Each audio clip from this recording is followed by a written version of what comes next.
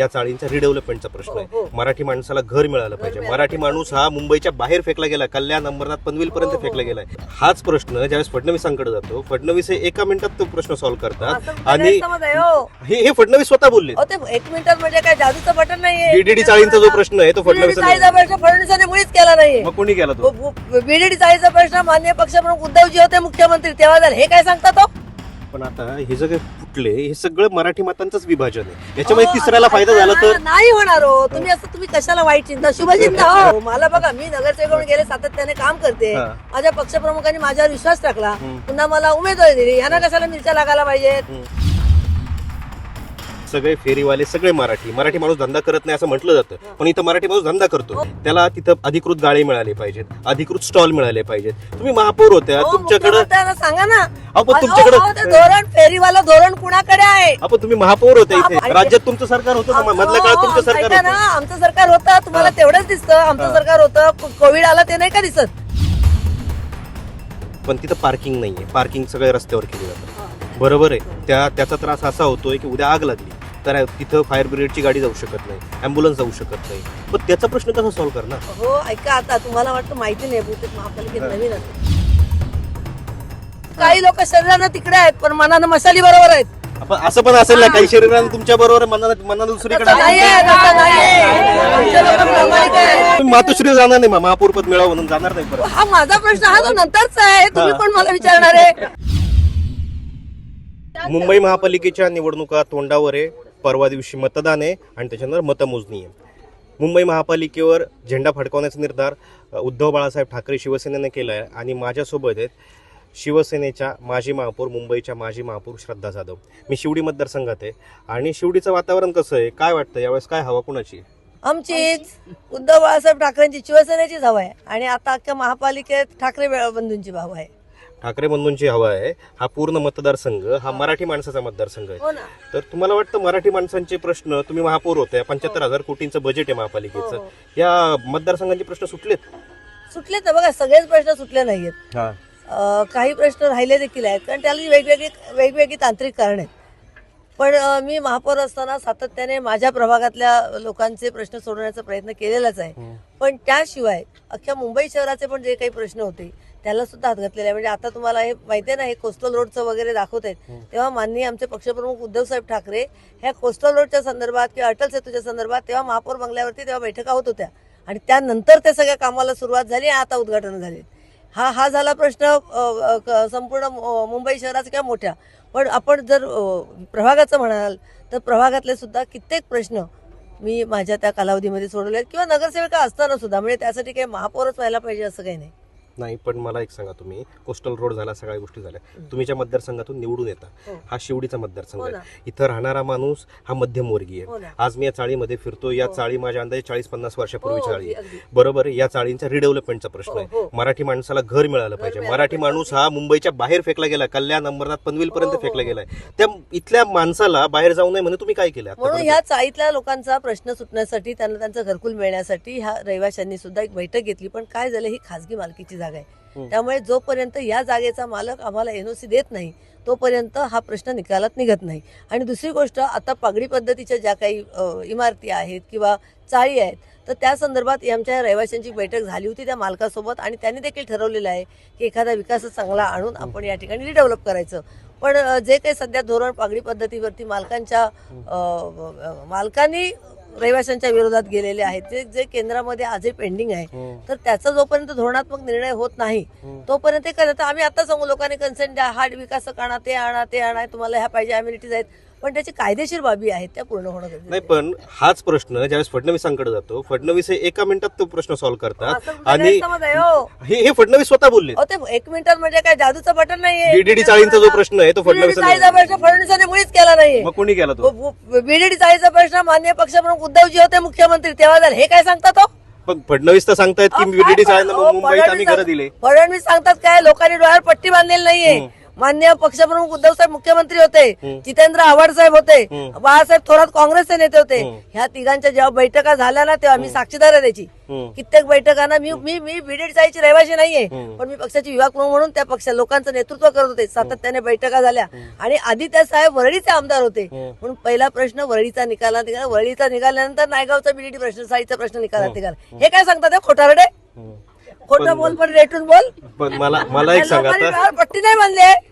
आता तुम्ही इथं फिरता. आता मी ज्यावेळेस या प्रभागात फिरलो, बरं. सगळे फेरीवाले, सगळे मराठी माणूस धंदा करत नाही असं म्हटलं जातं, पण इथं मराठी माणूस धंदा करतो. हो, करतो पण त्या मराठी माणसाला धंदा करताना त्याला रस्त्यावर बसण्याचा त्रास आहे. त्याला तिथं अधिकृत गाळे मिळाले पाहिजेत, अधिकृत स्टॉल मिळाले पाहिजेत. तुम्ही महापौर होत्या, तुमच्याकडे सांगा ना आपण तुमच्याकडे धोरण, फेरीवाला धोरण कुणाकडे आहे? आपण तुम्ही महापौर होते इथे, महापौर होता म्हणून महापौरांना अधिकार नाहीये फेरीवाला धोरण मंजूर करण्याचं, ते राज्य सरकारकडे आहे. तुम्ही मुख्यमंत्र्यांना त्या काळात भेटल्या जाऊन की महापौर आहे मी. ऐका ना, फेरीवाला धोरण का नाही मंजूर करत? ते फेरीवाला धोरण जेव्हा अपंगांचे स्टॉल सुद्धा बंद केलेत. मी 1992 साली अपक्ष नगरसेवक आले, मी कित्येक अपंगांना स्टॉल दिलेत. बघा आमचा विचार, आमच्याकडचा तो अनंत तरळ आहे, त्या लोकांना स्टॉल दिले. आज त्यांचं पोट त्याच्यावरती भरते. पण गेल्या 20 वर्षामध्ये अपंगांना स्टॉल देण्याचं बंद केलेलं आहे. फेरीवाला धोरणाचं तर वाटत लागलेलं आहे. किती वर्ष फेरीवाला आता केंद्रात पण यांचं सरकार, राज्यात यांचं सरकार. हे सांगतात आम्ही राज्यात तुमचं सरकार होतं ना, मधल्या काळात तुमचं सरकार होतं. आमचं सरकार होतं, तुम्हाला तेवढंच दिसतं. आमचं सरकार होतं, कोविड आला ते नाही का दिसत? कोविड मध्ये आमच्या साहेबांनी काय काम केलं हे दिसत नाही. आणि फेरीवाल्याबद्दल बोलाल ना तर तुम्ही आताच जे सत्ताधारी आहे त्यांच्या आमदाराचं काय चाललं ते बघितलं नाहीत का? फेरीवाल्यांच्या संदर्भात ऐकलत ना? ते कसं दिसत नाही तुम्हाला?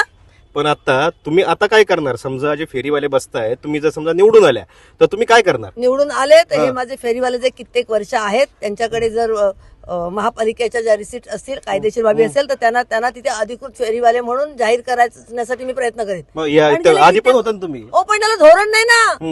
मी काय सांगितलं आता? मी आता पत्र देईन, मी त्या फेरीवाल्यांना घेऊन आयुक्तांकडे जाईन. पण आयुक्त करू शकतात का? आयुक्तांनी तो अधिकार नाहीये. त्यांचं मॅटर कोर्टात आहे आणि हे तुम्हाला माहिती नाही असं नाहीये. कोर्टात आहे मॅटर. कोर्टातला मॅटरचा एकदा निकाल लागला की मुंबई शहरातल्या सगळ्या फेरीवाल्यांना मिळेल. पण मुळात फेरीवाले अधिकृत आहेत किती आणि प्रत्यक्षात बसतात किती हे मी तुम्हाला सांगायला नको नव्याने. पण इथल्या आता बिल्डिंगांच्या रिडेव्हलपमेंटचा प्रश्न आहे, रस्त्यांचा प्रश्न आहे. रस्ते मी पाहतोय की रस्ते पूर्ण फुटपाथ फुटलेले आहेत. इथल्या बाजारतळाचा प्रश्न आहे, बाजारतळच पूर्ण रस्त्यावर आलेलं आहे. तुम्ही आता पुढच्या 5 वर्षात काय करणार? पुढच्या याच्यामध्ये मी इथल्या फुटपाथचा प्रश्न, मी तर ऑलरेडी म्हणजे आता निवडणूक होण्याच्या आधीच महापालिकेत पत्र दिले साऊथला की इथले जे रस्ते खराब आहेत, मग मुकुंदण्णा जाधव मार्ग आहे, सकाराम लांजेकर मार्ग आहे, जेरबाई वाडिया रोड आहे. तुम्हाला सांगते जेरबाई वाडिया रोडची फुटपाथ खराब झालेली आहे.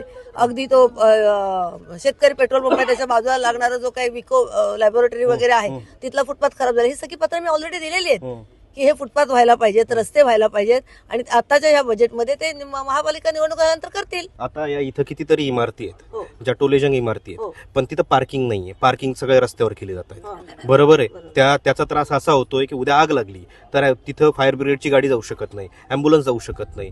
पण त्याचा प्रश्न कसा सॉल्व्ह करणार? हो, ऐका, आता तुम्हाला वाटतं माहिती नाही, बहुतेक महापालिकेत नवीन आहात तुम्ही, तुम्हाला माहित असेल आमचे सुभाष देसाई साहेब जेव्हा पालकमंत्री होते ना तेव्हा आमच्या बैठका होत होत्या, कळलं ना? तर त्या बैठकीत सुद्धा मी प्रश्न घ्यायला लागले. तेव्हा ज्या बैठकीत मी प्रश्न विचारला की आमच्याकडे एसआरएच्या योजना झाल्या आहेत पण खाली आडवी झोपडपट्टी उभी झाली असं मी म्हटलं त्यांना. कारण लोकांसमोर पार्किंगचा प्रश्न, 4 व्हीलर तर सोडा, पण 2 व्हीलरची पण गर्दी आहे. मग एखाद दुसरे फ्लोअर ज्या विकासकाने त्यांना दिले असते तर ही आजची गर्दी खाली रस्त्यावर ती कमी झाली असती की नाही? आणि आपल्या माहितीसाठी सांगते, तेव्हा मला नाही 8 लोकांमध्ये 1 पार्किंग. आता मला सांगा, एका घरामध्ये 2 भाऊ असतील, दोघांच्या 2 बाईक आहेत. आता ते 8 लोकांचं कुटुंब 6 वर आले, 6 वरून 4 वर आले. पण त्यांना असं वाटत नाही का एका घरामध्ये आता लोक शिकतायत, नोकरी करतायत, चांगले अगदी फार सदन नाही पण स्वतःच्या जीवाची बाईक तर घेऊ शकतात. बरोबर. पण एका घरामध्ये 2 बाईक 2 भाऊ असतील, आजची गाडी तो चालवत नाही. मग त्यांना पार्किंगची समस्या आहे की नाही? हा प्रश्न कुणाला कळायला पाहिजे? सरकारने बसल्यानं कुणा कळायला? सगळं आम्ही केलं ते दुसऱ्याने केलं ते आम्ही केलं. मग आता ह्या पार्किंगच्या प्रश्नाला सांगा हात घालायला मुख्यमंत्र्यांना. आता तुमच्या या प्रभागामध्ये गट पडलेत 2, बंडखोरी झाली, इंदलकर वेगळे उभे आहेत. तर तुमच्यात असं काय बिघडलं की ते वेगळे झाले आणि ते पण इथं काम करत होते, तुम्ही पण इथं काम, माझ्या अंदाजे ते इथेच मागे राहतात कुठेतरी. तर काय नेमकं काय बिघडलं? विचारा हो मला. बघा, मी नगरसेवक म्हणून गेले सातत्याने काम करते. माझ्या पक्षप्रमुखांनी माझ्यावर विश्वास टाकला, पुन्हा मला उमेदवारी दिली. ह्यांना कशाला मिरच्या लागायला पाहिजेत? उभे राहिले बघा, पक्षाचा आदेश हा शेवटी सर्वात महत्वाचा असतो. साहेबांनी मला उमेदवारी दिली, आमचे सगळे पदाधिकारी कामाला लागले. ह्यांनी काय केलं, ह्यांना वाटलं शाखेतले सगळे पदाधिकारी गेले की यांच्याबरोबर कोण राहणार नाही. अहो, ही जनता शिवसेनेची आहे, मान्य बाळासाहेबांना मानणारी आहे. आज माझ्याबरोबर फिरा, कित्येक लोक सांगतात आम्ही कित्येक वर्ष तुमच्या पाठीशी आहोत, आणि आता मशालच्या पाठीशी. माझ्या म्हणजे शिवसेना आहे 4 अक्षराच्या पाठीशी. हे सातत्याने आमचं काम बोलतंय. हे उगाच आम्ही कुणाला तरी खोटं काम करत नाही. आणि माझ्या मनात जर पाप असतं ना तर मी तशी काहीतरी माझी यंत्रणा सुरू केली, पण मी अगदी स्वच्छ मनाने शाखेत जात होती, काम करत होती, या कार्यकर्त्यांबरोबर होती. त्यामुळे हे असं काय, हे त्यांचं आधीच ठरलेलं षडयंत्र. पण त्याची मला कल्पना, कारण मला विश्वास होता माझं काम बघून साहेब मला देतील उमेदवारी. माझ्या मनात हे नव्हतं की असं काहीतरी बंडखोरी. पण मला एक सांगा, आता इथं मराठी मतांचं विभाजन झालं, जसं ते वेगळे लढतायत, बंडखोरी झालीये, मनसे पण वेगळं लढतंय, बंडखोरी हो, झाली. मनसे लढत नाही वेगळं, मनसे आमच्या बरोबर आहे. नाही, पण मनसे मधून जे फुटले अहो, त्यांनी कोण वेगळे. कुठले मनसेला त्या नांदगावकर साहेबांनी हकालपट्टी केली त्यांची. पण ते पण मराठी पण लढू देत ना, घोडा मैदान जवळ आहे, 15 तारखेला कळेल. महाराष्ट्र सैनिक होता, कुठला पदाधिकारी नव्हता, तो फक्त महाराष्ट्र सैनिक होता. काय आहे तुम्ही विभागाध्यक्ष आहे. मला विचारा. या मनसेच्या मी विभागाध्यक्ष आहेत. मी महाराष्ट्र नवनिर्माण सेनेची विभाग असते, विभाग अध्यक्ष असून स्थानिक रहिवासी आहे. आणि ज्यांनी बंडखोरी केली ते फक्त महाराष्ट्र सैनिक म्हणून राजसाहेबांना मानणारे होते, अशा लोकांना तिकीट मागत होते. पण शेवटी प्रोटोकॉल हा असतोच. जेव्हा 2 भाऊ एकत्र येतात तेव्हा कोणाला सीट सुटते, कोणाला नाही सुटत. मग त्याच्यामध्ये जर सेनेला सुटली तर महाराष्ट्र सैनिकांनी पण हिरिरीने भाग घेऊन मराठी माणसासाठी, मुंबई वाचवण्यासाठी, महाराष्ट्र वाचवण्यासाठी त्यांनी एकत्र येणं गरजेचं होतं. पण आता हे जे फुटले, हे सगळं मराठी मतांचंच विभाजन आहे. याच्यामध्ये तिसऱ्याला फायदा झाला तर नाही होणार हो. तुम्ही कशाला वाईट चिंता, शुभचिंता हो, शुभचिंता. हे सगळे लोक आमच्या बरोबर आहेत, माझ्या बरोबर. आता घराघरात चला फिरायला, आणि त्यांचं मत कुणाला आहे ते जाणून घ्या. आपण तुमच्या आधी मी फिरलो इकडे सगळं, फिरलात मी प्रश्न सगळे ना. जाणून घेतल्यानंतर मी तुम्हाला विचारतो. तुम्हाला आता 15 तारखेला कळेल. आता मला एक सांगा, समजा काही लोक शरीरानं तिकडे आहेत पण मनानं मशाली बरोबर आहेत. आपण असं पण असेल ना, काही शरीरानं तुमच्या बरोबर, मनानं दुसरीकडे तसं नाहीये, तसं नाहीये. आमचे लोक प्रामाणिक आहेत, आमचे लोक प्रामाणिक आहेत, गद्दार नाही आहेत. नाही. पण मला एक सांगा, आता ठाण्यामध्ये होत नाही. नाही, मला जेवढे पण आहेत ते एक लिस्ट आहे. मला एक सांगा, आता तिकडे शिंदे साहेब वेगळे लढताय, शिंदे आणि महायुती वेगळं हे करते, तुमचं इकडं दुसऱ्या बाजूला आहे. आपण असं समजू की शिवसेनेची आणि उबाटाची सत्ता आली महापालिकेवर, तर महापौर पद